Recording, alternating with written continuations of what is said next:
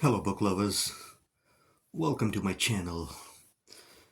The book that I'm gonna review this morning is The Heavenly Table by Donald Ray Pollock.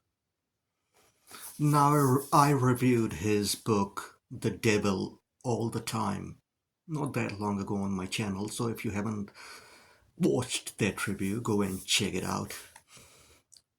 That book, The Devil All the Time, is one of the greatest westerns of recent times, and it's very dark, very bleak.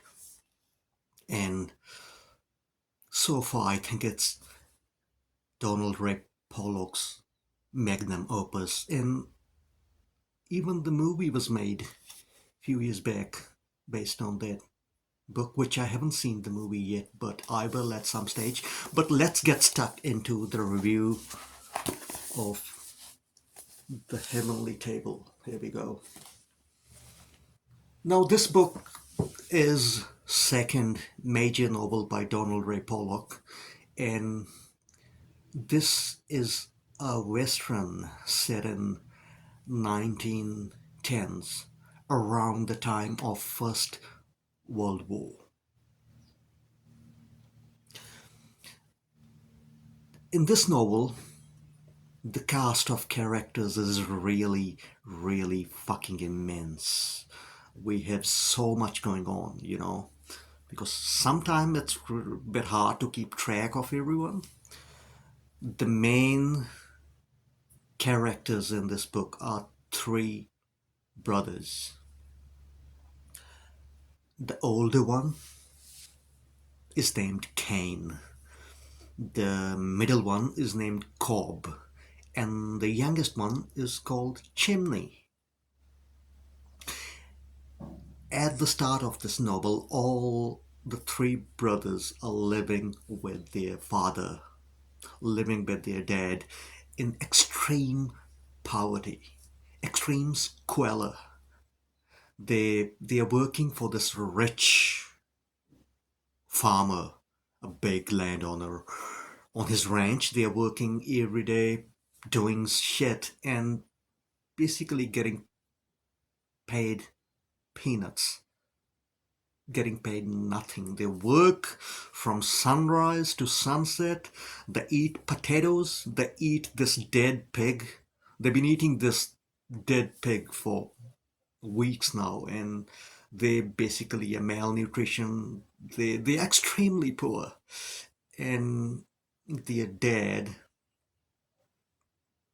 has lived most of his life in poverty, and their dad is very religious, and he tells them, when we pass away, eventually the Lord, the Christ, will have mercy on us, and in the heaven, if we do good things in life, we'll go to heaven, and in heaven we'll we'll be served dinner on the heavenly table. Hence the name of the book, The Heavenly Table.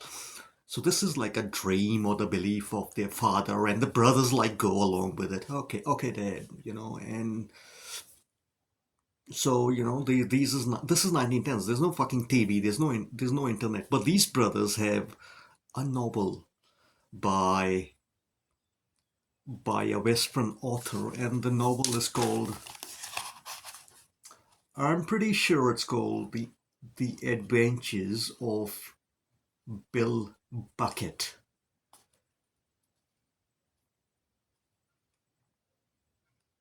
They have this softcover novel with them, tattered, battered, dog-eared pages. This novel had been read over and over by these brothers because this is their only escape. This is their only sense of adventure in this bleak, harsh environment they live in. So this novel, The Adventures of Bill Bucket, tells the story of this swashbuckling, stylish outlaw who doesn't take no for an answer. He makes his own way. He's this big alpha outlaw, who lives by his own fucking code. And these brothers idealize this guy, Bill Beckett. He's like this Clint Eastwood swashbuckling kind of a Western outlaw anti-hero. And they read this book every night, to escape the harsh reality of their life. And eventually what happens is, one day, their dad passes away of just old age and being tired.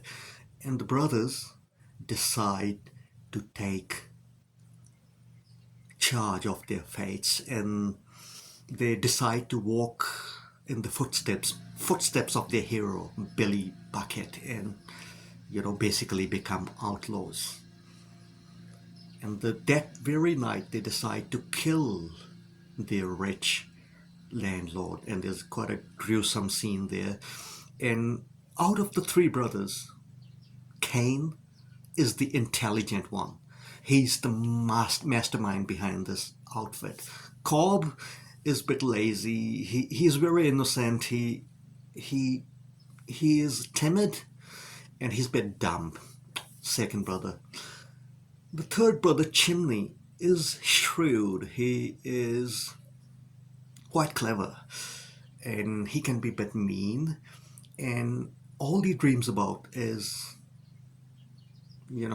having as many women as he can, and basically he dreams of having wild times, fucking, and he is quite mean. He has a sense of humor. So we have Kane, we have Cobb, and we have Chimney. After killing their rich ranch landlord farmer, they set on a trail towards Canada. From Ohio, US, they they go on horsebacks and start riding a slow trek towards Canada to, buy a ranch there someday. And on the way, they decide to rob banks, basically do stuff that outlaws do. So they take a bold step. After being exploited for so long by rich farmers and living in extreme, extreme, extreme fucking poverty, they take law and their fate in their own hands, and they decide to become like this fictional hero who takes no shit, Billy Bucket. They are the main three, and we have quite a few others. We have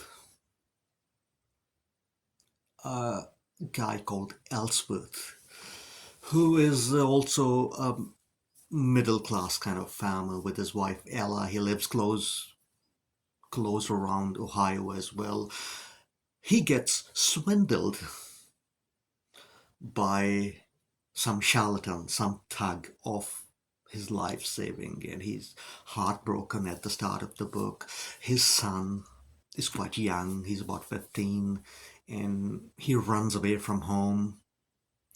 Ellsworth thinks he has joined the army, but he's ran away from home, to just explore life and, womanize. But he's 15, he has no fucking money, and he joins another loser, and they start playing music, and they are no good at music, and so the second storyline is Ellsworth, his wife Ella, and their son. The third storyline is about this guy. I'm pretty sure Jasper is his name, and he was raised by a really abusive mother. Uh, Now Jasper has a really big dingus, and as it's described in this book, it's fucking enormous. But his mother was very abusive, and she gave him a really bad inferiority fucking complex about his dick. So despite having the massive part, he feels bad about his dick, and he hasn't really been with any girl, and He's very suicidal because because of the mother, and mother's like, your dick is an abomination, no one's gonna love you. But it's wrong, and he doesn't know that. He's a bit innocent like Cobb, and he's a good at heart kind of a guy, and he finds a job for the council, and his job is checking the outhouses of the town. Outhouses, shit houses. His basically job is check the level of water in the shit houses of the town. So he got the scale, and he goes around sticking this scale, the stick kind of a thing, to measure the level of the shit houses of the town. The guy with the big dingus, and the shit that he sees in the shit houses is literally shocking. Uh, Alive babies dumped, newborn babies dumped in the shit houses. Sometimes the babies are alive, sometimes the babies are dead. So we see some nasty shit in the shit houses, illegal affairs, illegal romantic affairs going on, all sort of nasty shit he sees. That's his storyline, and sometimes it's darkly humorous. The third storyline is of military lieutenant named Boward. Now Boward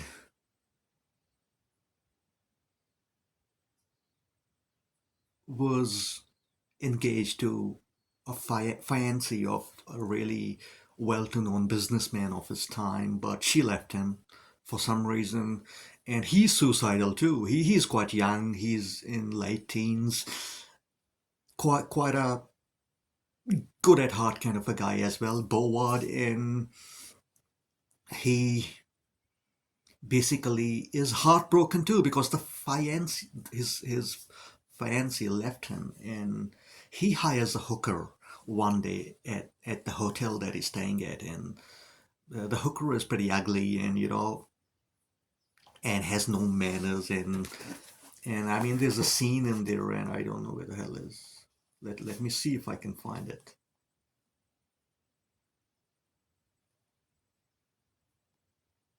Okay, so there's this scene. It's quite hilarious. I'm gonna read a bit of it.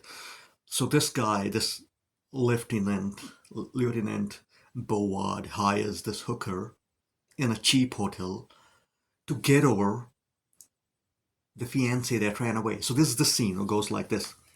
So this hooker goes, first off, ain't nothing happens till the old moose is warmed up good and proper. Excuse me, Boward said, a puzzled look on his unshaven face. The mouse?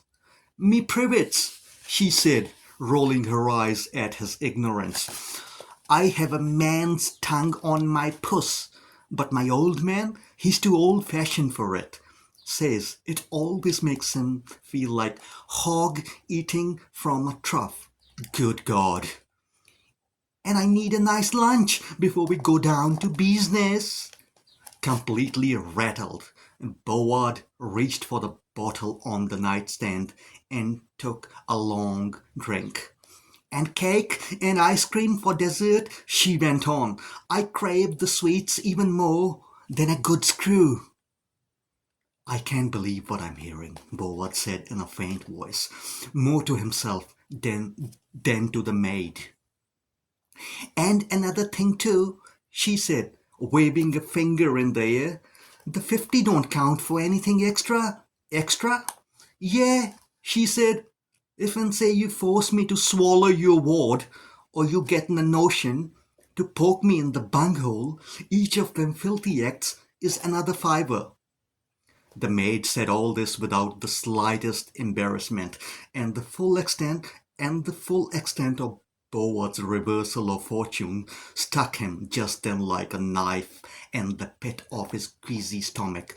To think that a fortnight ago he was engaged to one of the most beautiful and sought after young women in Philadelphia, and now here he was about to surrender his virtue to a gutter minded domestic with a bubbly rash on her neck and a smear of what appeared to be egg yolk on her pointy, somewhat bristly chin.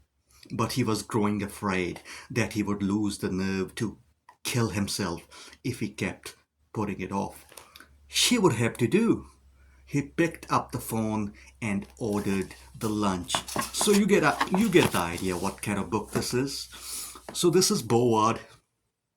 So yeah, quite a few characters, multiple storylines. As the stories go on, you think they're not gonna intersect with each other. They are not gonna intersect with each other because there are so many different storylines and such a colorful cast of characters. But towards the end, the stories merge together, and it's quite hilarious. It's quite epic the way all of these stories crash. All of these characters crash into each other. All these misfits, outlaws, lieutenants, Jasper, the shithouse measuring council guy, you know, one but the Hugh Dingus. Who else was did I say was in the Ellsworth, the guy who got swindled? All their stories cross in the end, and the result is satisfying. Now, compared to Donald Ray Pollock's first book, The Devil All the Time, this book has way more humor in this. And The Devil All the Time was very bleak. It was very dark. It it had some nasty characters and some really bad things happened in that book. There was not much humor in there. It was just bleak. It was the book for those winter months when you just want to hibernate, have coffee, shut off the blinds, and read something epic and bleak. That's the devil all the time. That's his magnum opus. But this has so many storylines and so many ideas thrown together. Black humor galore. But still, compared to the devil all the time, the heavenly table is a lesser effort. But saying that, it's still in no way any less entertaining. It's pretty entertaining. It's like, I want to have outlaws in my book. Donald Ray Pollock must be like, yeah, let's have three brothers: Kane, Cobb, Chimney, uh, guy with the big dingus. Yeah, let's have him too. A gay, that guy Boward that I spoke about earlier, the one who hires the maid hooker to have an experience with, whose fiancé has run away. Turns out he is actually gay, and that's why his fiancée actually ran away. So let's have a gay lieutenant. Let's have a dumb farmer in the book who gets easily swindled, who is but simple minded.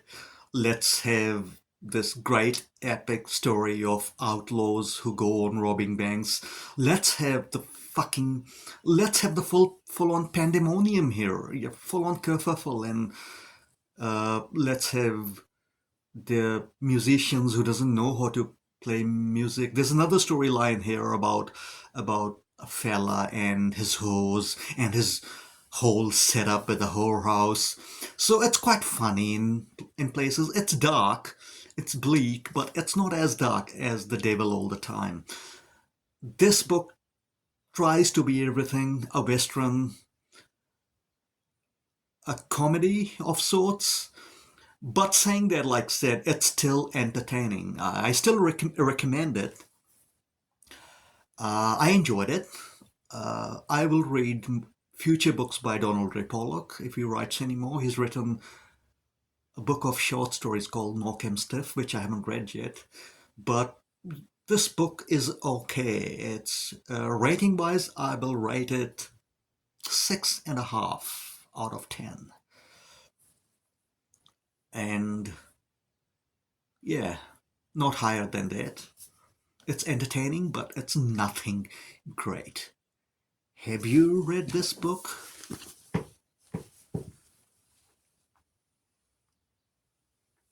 The Reflection, I guess. What's wrong with the reflection here? Yeah.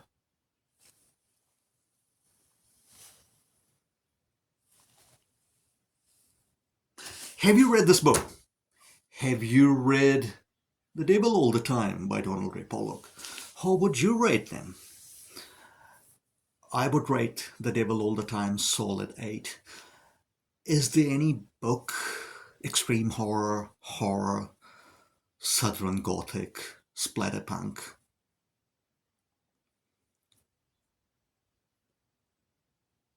any book that you guys and gals would like me to review, leave the title of the book in the comments below. In the meantime, keep on reading great horror, great fiction, great splatterpunk. Keep on reading great stuff, and I will see you guys very soon in the next video. Bye for now.